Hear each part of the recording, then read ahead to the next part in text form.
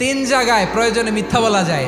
এক নাম্বার, আপনার ওয়াইফকে খুশি করার জন্য, সে একটু এরকম না বলে একটু কৌশল করে বললে খুশি হবে, ওটা বলা যায়। দুই নাম্বার, জীবন মরণের ব্যাপার, যান বাঁচানোর জন্য একটু কৌশল করে ঘুরিয়ে বললেন, এটা জায়েজ। তিন নাম্বার, দুইজন ঝগড়া লাগছে তাদেরকে মিলিয়ে দেওয়ার জন্য কৌশল করে একটু মিথ্যা বলা, ঘুরিয়ে বলা যায়। দুইজনের মধ্যে দেখলেন যে সম্পর্ক খারাপ, একজনরে বললেন, ভাই সে তো ওই দিন আপনার ব্যাপারে অনেক প্রশংসা। কি আমার ব্যাপারে প্রশংসা? কি বললো? এই বললো আপনি নাকি এই করছেন ওই করছেন, অনেক প্রশংসা। লোকটার মন খুশি হয়ে যাবে তার ব্যাপারে, ঠিক কি?